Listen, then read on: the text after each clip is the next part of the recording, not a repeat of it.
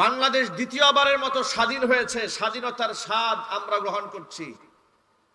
একটু চিৎকার দিয়ে এই খোলা আকাশের নিচে মহান মনিবের প্রশংসা করছি, চিৎকার দিয়ে বলছি আলহামদুলিল্লাহ। আমি যে আজকে আপনাদের সামনে এখানে স্টেজে বসে আছি, এটা হচ্ছে আমার এই দ্বিতীয় স্বাধীনতা যে অর্জন করেছি তারই একটা রেজাল্ট মাত্র। তা না হলে এই সেই কলেজ মাঠ, যে মাঠে গত বছর আমার প্রোগ্রাম হওয়ার কথা ছিল, কিন্তু ওরা আমাদেরকে সেই পারমিশন দেয় নাই।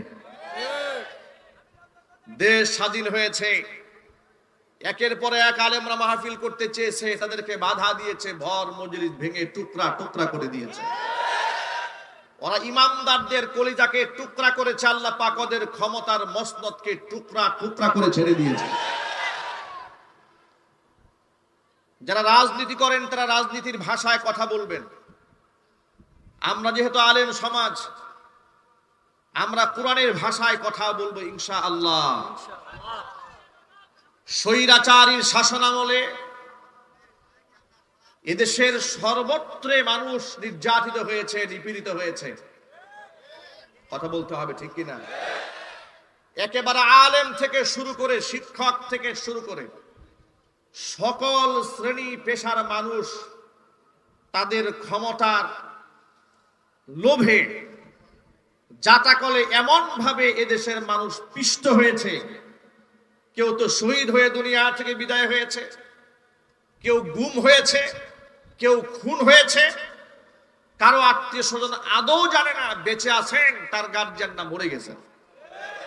এই কথাগুলি কি সত্য না অসত্য? এত আস্তে বলেন আপনারা। এই কথাগুলি কি সত্য না অসত্য? এ রাষ্ট্রের মানুষ সবচেয়ে বেশি বৈষম্যের শিকার হয়েছে জালেম সরকার কর্তৃক। যত গোষ্ঠী বৈষম্যের শিকার হয়েছে, তার থেকে সবচেয়ে ভয়ঙ্কর ভাবে শোষিত এবং বৈষম্যের শিকার হয়েছে এই দেশের উলামায়ে কেরাম। স্বৈরাচারী হাসিনা শুধু খুনি ছিল না, শুধু জালেমই ছিল না, চরম পর্যায়ের সেই ইসলাম বিদ্বেষী, কোরআন বিদ্বেষী, আলেম বিদ্বেষী ছিল। আফসোস এবং পরিতাপের সাথে আমাদের বলতে হচ্ছে, এই স্টেজে বসে ওদের ধূসরেরা শুধুমাত্র শেখ হাসিনা আল্লাহর ওলি আর বঙ্গবন্ধু ছিল কোনো একজন নবী, এটা বলা বাদ রেখে বাকি এমন কোনো প্রশংসা নাই যে তারা করে নাই। মসজিদ বানিয়েছে, এই বানিয়েছে, সেই বানিয়েছে, নানা কথা জোরপূর্বক এই জাতিকে গেলাবার চেষ্টা করা হতো।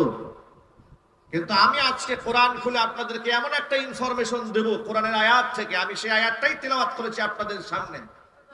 আমি প্রমাণ করে দেব ইসলামের প্রতি শেখ হাসিনার সবচেয়ে ভয়ঙ্কর ক্ষোভ ছিল।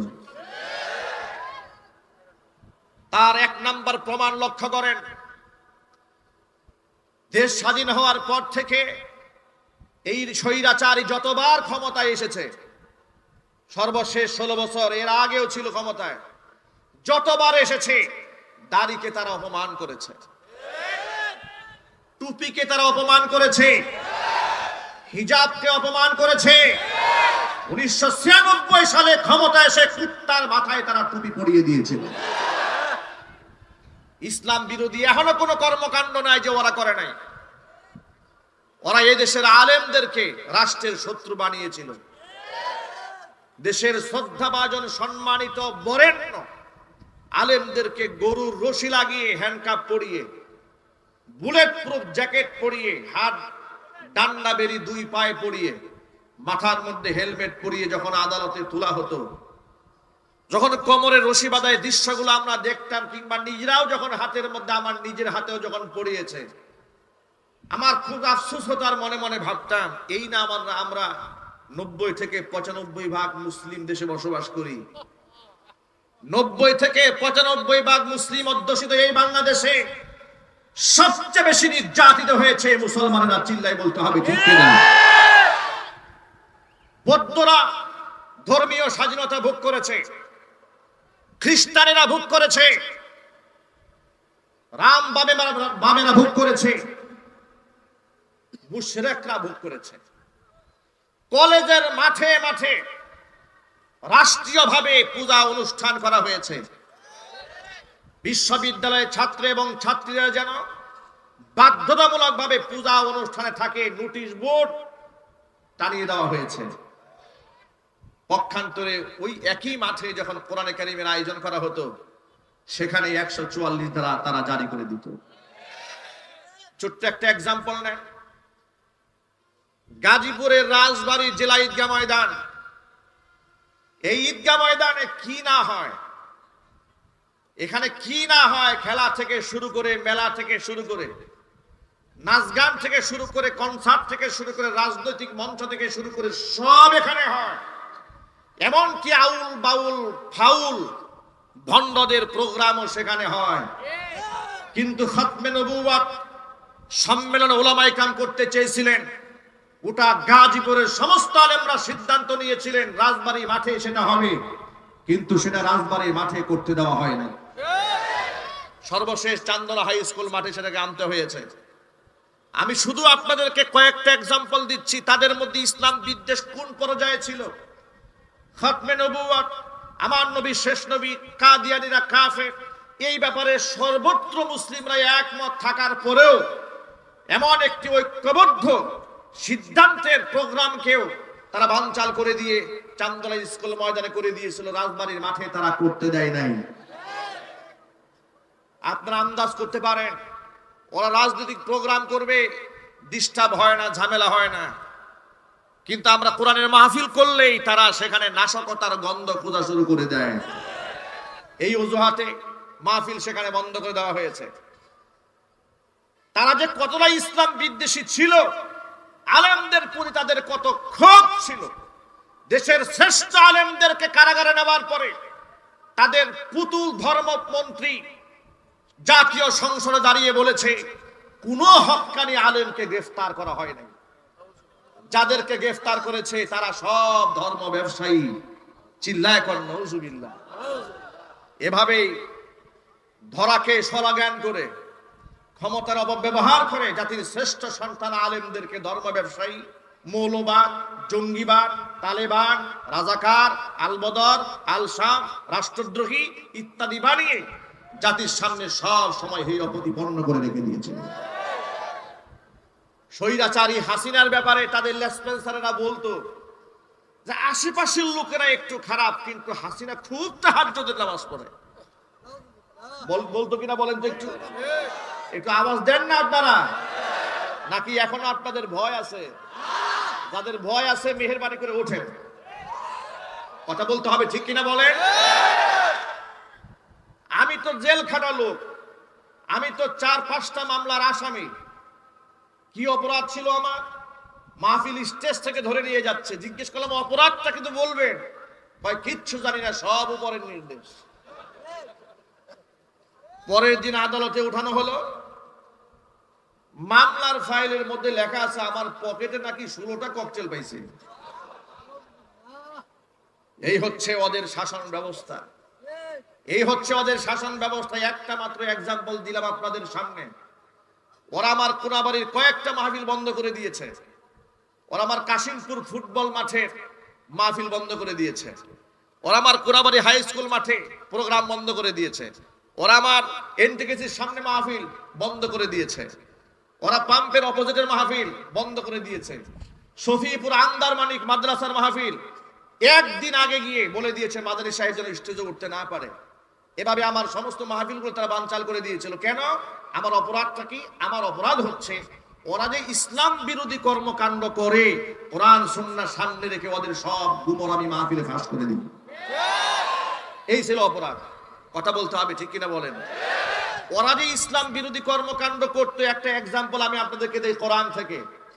দেখুন, ওদের ভাষায় তাহাজ্জুদ গুজারি, আমাদের ভাষায় হচ্ছে চরম পর্যায়ে ইসলাম বিদ্বেষী রক্তখেকু একটি মানসিক বিকারগ্রস্ত স্বৈরাচারী জালেম শেখ হাসিনা।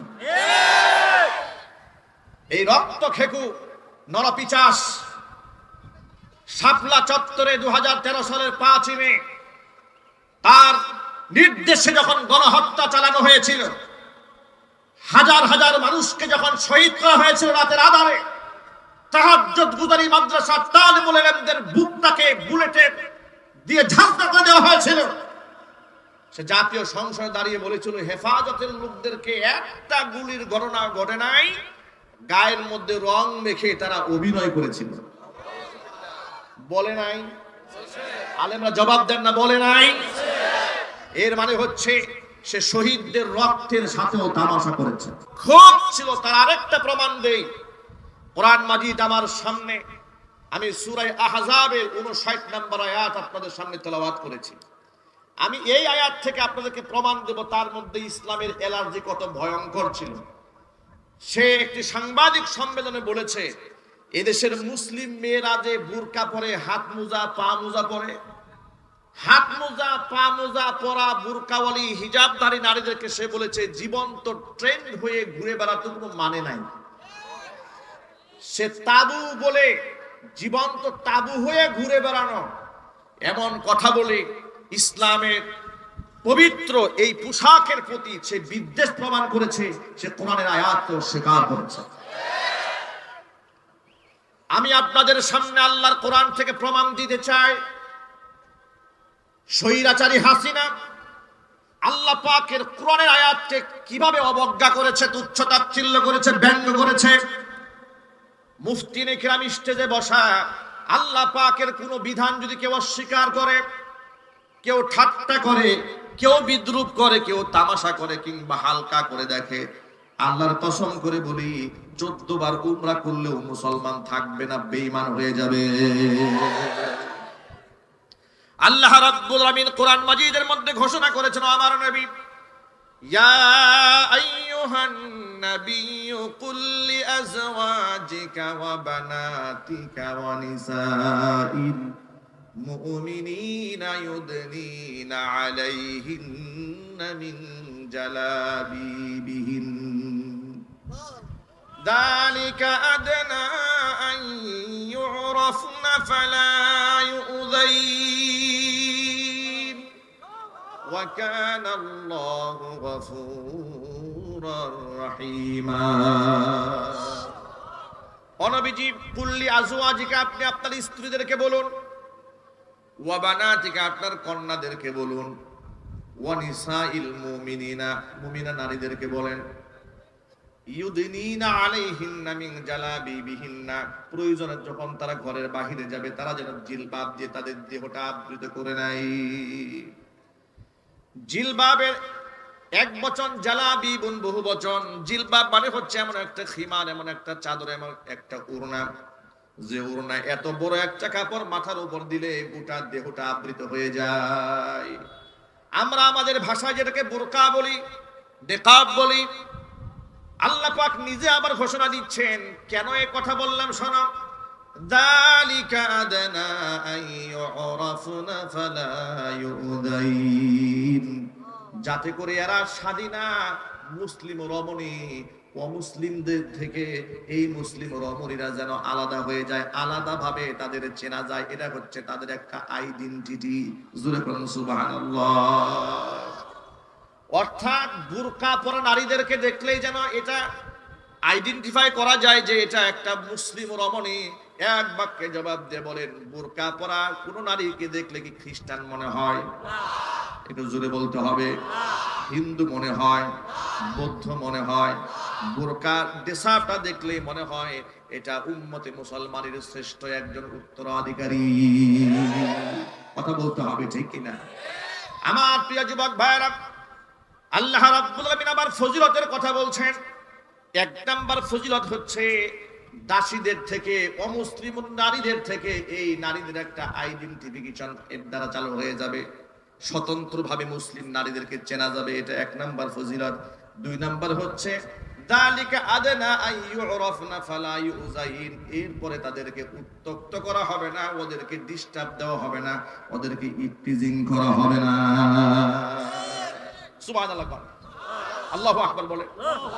এরা ইপটিজিং এর সম্মুখীন হবে না যদি এই ফর্মুলা সে গ্রহণ করে নেয়। এরপর আল্লাহ পাক বলেন, যালিকা আদনা আন ইউরাফনা ফালা ইউযাইন ওয়া কানা আল্লাহু গফুরার রহিমা। আমি আল্লাহ তাআলা ক্ষমাশীল অতীব দয়ালু।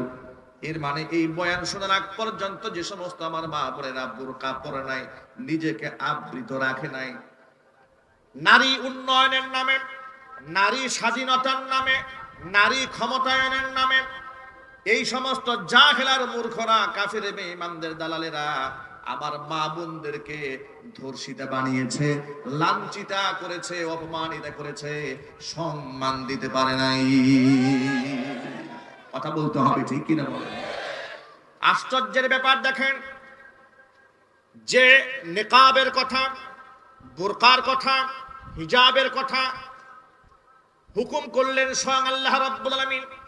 এই আয়াতের তাফসিরে ইবনে মাসউদ রাদিয়াল্লাহু তাআলা আনহু বলেছেন, এমন একটা পোশাক এখানে পড়তে হবে।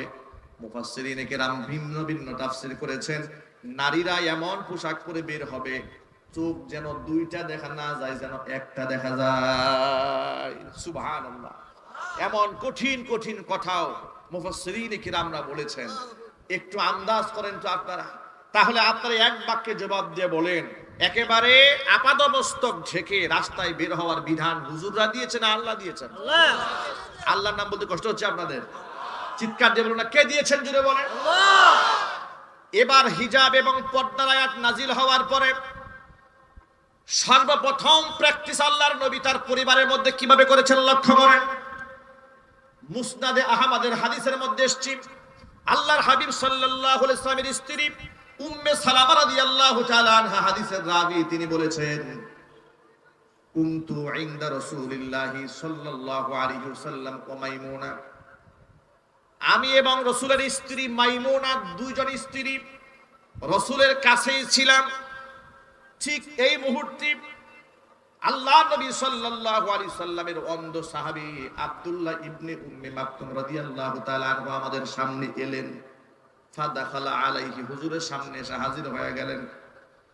আর এই ঘটনা ঘটেছে পর্দার আয়াত নাজিল হওয়ার পরে। ওয়াযালিকা বা'দা আন আমারনা বিল হিজাব, পর্দার আয়াত নাজিল হওয়ার পরে এমন ঘটনা যখন ঘটলো যে আমরা রাসূলের পাশেই ছিলাম, এমন সময় অন্ধ সাহাবী এসেছে। নবীজি আমাদেরকে ডাক দিয়ে বললেন, ইহতাজিবা মিনহু, ও উম্মে সালামা ও মাইমুনা, তোমরা এই অন্ধ সাহাবী থেকে পর্দার আড়ালে চলে যাও। সুবহানাল্লাহ বলবেন। দৃষ্টিহীন সাহাবী তিনি এসেছেন, আর আল্লাহ রাসূল বললেন, ইহতাজিবা মিনহু, উম্মে সালামা ও মাইমুনা, দুজনেই তোমরা এই অন্ধ সাহাবী থেকে পর্দার আড়ালে চলে যাও। এই কথা বলার পরে উম্মে সালামা রাদিয়াল্লাহু তাআলা আনহা বলছেন, ইয়া রাসূলুল্লাহ, আলাইসা হুয়া আ'মা লা ইউবসিরুনা ওয়া লা ইয়ারিফুনা, তিনি কি অন্ধ নন? তিনি তো আমাদেরকে দেখবেন না, তিনি তো আমাদেরকে চিনতেও পারবেন না। নবীজি সাল্লাল্লাহু আলাইহি ওয়াসাল্লাম বললেন, সে তো অন্ধ, এটা তো বুঝতে পারলাম। আফা আমিয়া ওয়ানি আনতুমা আলাস্তুমা তুবসিরানি, সে অন্ধ বুঝতে পারলাম, তোমরা দুজনে তো অন্ধ নও, তোমরা তো পরপুরুষকে দেখতে পাবে। আল্লাহু আকবার। কি বাড়ি গিয়ে বলবেন? ভাবা যায় পর্দার ব্যাপারে আল্লাহ রাসূল কি পরিমাণ তার পরিবারে কঠোরতা আরোপ করেছেন। অন্ধ সাহাবী, যে সাহাবী রাসূলকেও দেখতে পাচ্ছেন না, বিবিদেরকেও দেখতে পাচ্ছেন না, হুজুর বললেন ইহতাজিবা মিনহু, স্ত্রীরা বললেন, কেন আমরা পর্দার আড়ালে যাব? সে তো আমাদেরকে দেখবেই না। রাসূল বললেন, আফা আমিয়া ওয়ানি আনতুমা, তোমরা কি অন্ধ নাকি? লা তুবসিরানি, তোমরা দেখতে পাবে না তাকে? আল্লাহু আকবার বলেন। পর্দার ব্যাপারে এক চুল পরিমাণ ছাড় দেন নাই নিজের স্ত্রীদেরকে। আলেমদের দায়িত্ব হচ্ছে আল্লাহর নবীর এই সমস্ত হাদিসগুলো সমাজে প্রচার করা। আলেম ওলামাদের দায়িত্ব হচ্ছে সমাজ প্রেক্ষাপটে কোরআনে কারীম এবং রাসূল পাক সাল্লাল্লাহু আলাইহি সাল্লামের পবিত্র জীবন থেকে আমল নিয়ে সমাজের মধ্যে প্রচার করা, প্রসার করা। কথা বলতে হবে, ঠিক কিনা? এটা আলেম ওলামাদের নীতি এবং নৈতিকতার দায়িত্ব। আলেমরা যদি এটা না করে, কিয়ামতের দিন আলেমদেরকে আল্লাহর আদালতে আসামি হয়ে যেতে হবে। যেখানে আল্লাহ পাক পর্দার ব্যাপারে কঠোরতা আরোপ করলেন, আল্লাহ রাসূল যেখানে পর্দার ব্যাপারে মারাত্মক কঠোরতা অবলম্বন করেছেন, এখন একজন আলেম হিসেবে তো আমরা আপনাদেরকে হিজাবের কথা বলবো, নিকাবের কথা বলবো, হাত মোজার কথা বলবো, পা মোজার কথা বলবো, এখন হাত মোজা পা মোজা পরে আপাদ মস্তক ঢাকার নির্দেশ দিলেন স্বয়ং আল্লাহ রাব্বুল আলামিন। আর হাসিনা এটা নিয়ে তামাশা করে বলেছে, জীবন্ত ট্রেন হইয়া ঘুরে বেড়ানোর কোনো মানে নাই। সেমন তাহাজ্জুদ গুজারি ছেলে বিবাহ করায় খ্রিস্টান দিয়া। আওয়াজ নাই, মুখে আওয়াজ নাই। সেমন তাহাজ্জুদ গুজারি ভারতের দাদা বাবুদের কাছে গেলে মন্দিরে গিয়া তিনি প্রতিমার সামনে গিয়া সেখানে গিয়া ফুল দেন। এর মানে তিনি বাংলাদেশে রোজা করেন, হিন্দুস্তানে গিয়া পূজা করেন। কথা বলতে হবে, ঠিক কিনা বলেন? তাহলে এর দ্বারা প্রমাণ হয় শেখ হাসিনা ধার্মিক ছিল না, তার চাইতে ধর্ম ব্যবসায়ী ভণ্ড এই জাতির মধ্যে আর কেউ ছিল না। আল্লাহ পাকের কোরআনে কারিমের আয়াতকে সে ব্যঙ্গ করেছে, বিদ্রুপ করেছে। শুধু কি তাই, 2011 সালে নারী উন্নয়ন নীতিমালা 2011 প্রণয়ন করার যখন খসড়া করলো, খসড়ার মধ্যে কি করলো? খসড়ার মধ্যে করেছে যে নারী পুরুষের সমান অধিকার, এই সমান অধিকার সব জায়গায় থাকবে। এমন কি ইসলামের যে পারিবারিক আইন আছে, ওয়ারিশ সূত্রে যে মালিকানা লাভ করে, একটা ছেলে সমান সমান দুইটা মেয়ে, এই যে বিধান আছে ইসলামে, আছে না নাই? একটু জোরে বলতে হবে। নারী উন্নয়ন নীতিমালা 2011 এটা প্রণয়ন করে কোরআনে কারিমের এই আয়াতকে ভেঙে দিয়ে তিনি চাইলেন যে না, কেউ কম বেশ পাবে না, সন্তানরা যেখানে যা আছে একবারে ছেলেও যা পাবে মেয়েও তা পাবে। নাউজুবিল্লাহ, এত আসতে বলেন। এই কথা বলার পরে তৎকালীন যুগে মুফতি আমিনী রহমাতুল্লাহি আলাইহি বাংলার সিংহ পুরুষ ছিলেন।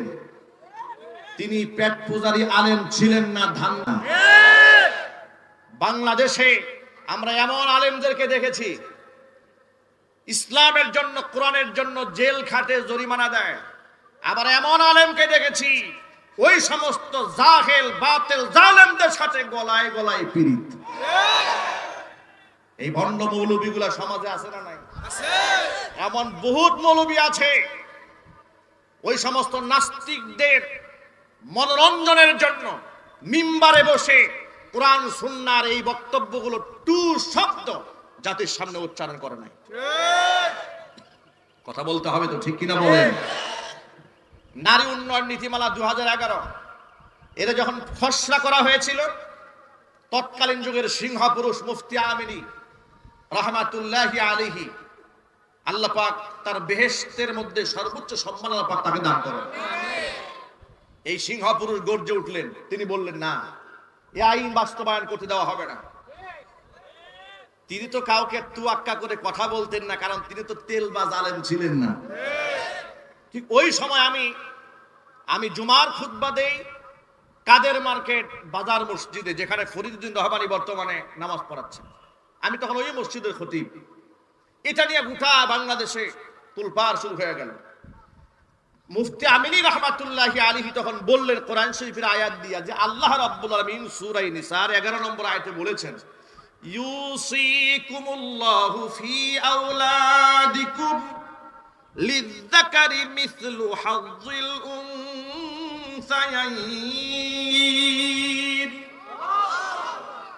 তিনি বললেন, আল্লাহ পাক বলেছেন, আল্লাহর নির্দেশ তোমাদের সন্তানদের মিরাস সম্পদ বন্টন করার ক্ষেত্রে লিযযাকারি মিসলু হাযযিল উনসায়াইন, একটা পুরুষ পাবে দুই নারীর সমান। সুবহানাল্লাহ। এই কথার ব্যাখ্যা আপনাদের বুঝাতে হলে, একটু বুঝতে হলে একটু ব্যাখ্যা করে বলতে হবে, তাহলে আপনারা খুব সহজে বুঝবেন। আচ্ছা, নারীরা যা পাবে একটা ছেলে তার দ্বিগুণ পাবে, এটা করে কি আল্লাহ পাক নারীদের উপর জুলুম করেছেন? একটু জোরে বলতে হবে। এটা ভাঙায় দেওয়ার জন্য বলি, এক ভদ্রলোকের দুটা ছেলে আছে, বুঝাবার জন্য বলি। তো বড় ছেলেকে বাজারে পাঠাচ্ছে, সাথে ছোট ছেলেটাও যাচ্ছে। বড় ছেলের হাতে 1000 টাকার নোট দিয়া বাজারে পাঠিয়ে দেওয়ার সময় বাবা বলল, তুমি মাছ আনবা, তরি তরকারি আনবা, এই আনবা সেই আনবা, মোটামুটি 8 থেকে 900 টাকার একটা বাজার ধরাই দিয়েছে, তালিকা ধরিয়ে দিয়েছে। আর ছোট্ট ছেলে সেও সাথে গেছে, শুধু মনস্তুষ্টির জন্য তার হাতে 500 টাকা দিয়েছে, কিন্তু ওর হাতে বাজারে কোনো স্লিপ নাই, বাজার করার কোনো দায়িত্ব নেই। আপনারা কি মনে করেছেন এখানে বেশি দিয়েছে কাকে, বড় ছেলেকে না ছোট ছেলেকে? কেন 500 টাকা পাওয়ার পরেও বেশি? কারণ ওর খরচের কোনো খাত নাই। আর তাকে 1000 টাকা দেওয়ার পরেও তাকে জেতানো হয় নাই, কারণ তাকে কান্দে বাজার উঠিয়ে দেওয়া হয়েছে। কথা বলতে হবে, ঠিক কিনা বলেন? এখন আপনারা বলেন, এখানে কি পিতা ছোট ছেলের উপর জুলুম করেছে? 500 টাকা দিয়ে কি জুলুম করেছে? এই সহজ উদাহরণটা যদি বুঝে থাকেন, এবার নারী আর পুরুষের ব্যবধানটা একটু বুঝুন। ইসলামী শরীয়তে একটা পুরুষ যখন সে বালেগ হয়ে যায়, পিতার উপর তার কোনো দায়িত্ব থাকে না। একটা ছেলে যখন বালেগ হয়ে যায়, তার উপর তার বাবার কিংবা মায়ের দায়িত্ব, ফরজ দায়িত্ব থাকে না, যে তাকে খাওয়াতে হবে, পড়াতে হবে, ভরণ পোষণ দিতে হবে। ফরজ দায়িত্বের হুকুম রহিত হয়ে যায়।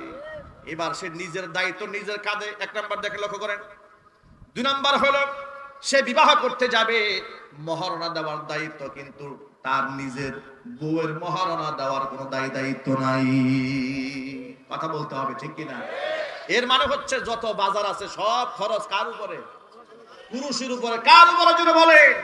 পুরুষের উপরে। কিন্তু নারীকে যা দেওয়া হয়েছে, সে বাবার কাছ থেকে পেয়েছে, ভাইয়ের কাছ থেকে পেয়েছে, ছেলের কাছ থেকে পেয়েছে, যা পেয়েছে পুরোটাই পুঞ্জীভূত, খরচের কোনো খাত নাই।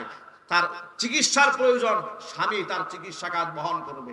যখন সে স্বামীর ঘরে যায় নাই, বাবার ঘরে আছে, বাবা এই নারীর দায়িত্ব পালন করবে, বালেগা হওয়া পর্যন্ত শুধু নয়, একেবারে বিবাহ শাদী দেওয়ার আগ পর্যন্ত। আল্লাহু আকবার বলেন। এর মানে হচ্ছে আল্লাহ রাব্বুল আলামিন বাহ্যিক দৃষ্টিতে আপনাদের কাছে এখানে মনে হলো যে পুরুষদেরকে আল্লাহ দ্বিগুণ দিয়েছেন, কিন্তু খরচ দিয়েছেন 3 গুণ। সুবহানাল্লাহ বলবেন না? খরচ দিয়েছে কয় গুণ?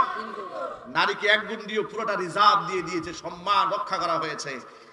এত সুন্দর ইনসাফ ভিত্তিক আল্লাহ পাক আইন দেওয়ার পরে সে বলল যে না, এগুলা চলবে না, নারীও যা পাবে পুরুষও তাই পাবে, সকল ক্ষেত্রে নারীরা সমান হয়ে যাবে। প্রিয় ভাইরা, এক বাক্যে জবাব দিয়ে বলেন, নারী আর পুরুষ কি কোনোদিন সমান হতে পারবে? জবাবটাকে ইমানদারের মতো বলেন তো। নারী পুরুষ কি কোনোদিন সমান হতে পারে? নারী পুরুষ কেমনে সমান হবে? পুরুষ আর পুরুষই তো সমান হয় না।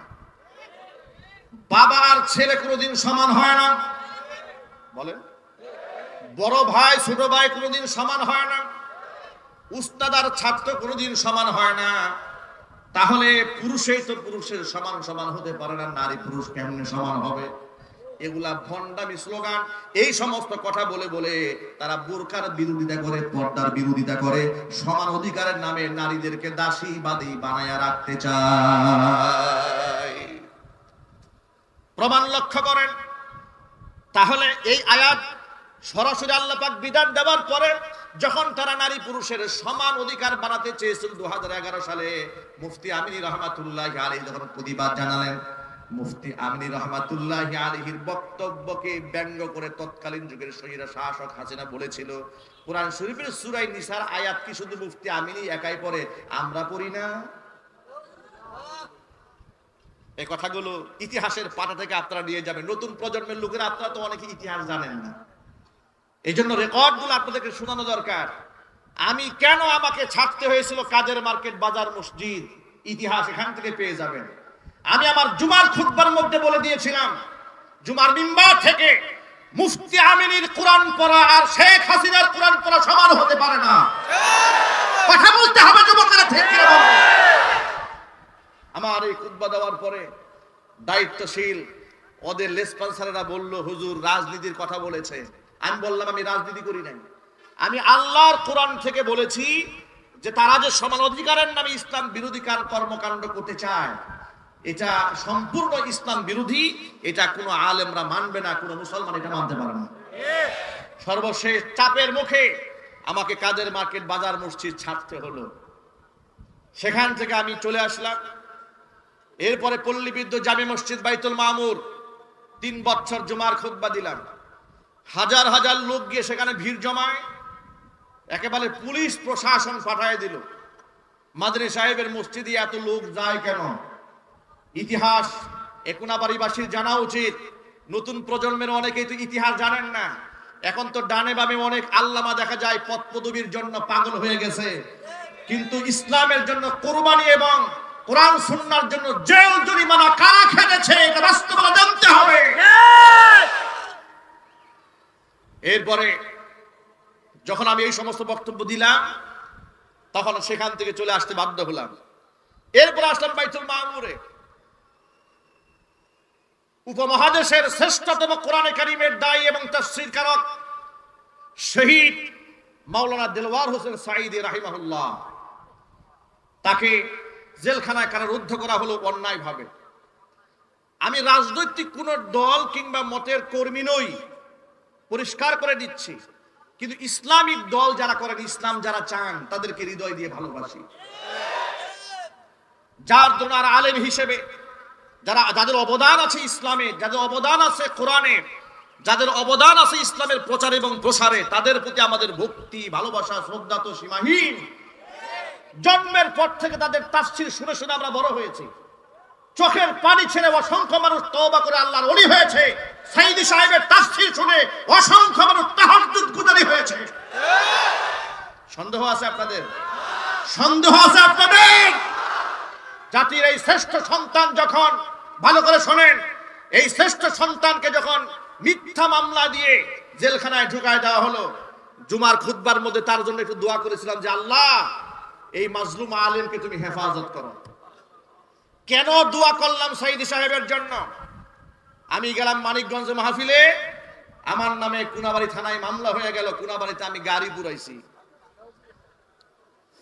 আমার নামে মিছিল হলো কোনাবাড়িতে, মাদানির চামড়া তুলে নেব আমরা। আজকে সেই সমস্ত কুলাঙ্গারদেরকে দেখতে চাই। আলেমদের চামড়া নিয়ে যারা তামাশা করতে চাও, তোমার টাকায় দেখো বাংলার জমিনের দিকে, তোমাদের চামড়া তুলে নেওয়ার লোকের অভাব নাই, কথা বলতে হবে।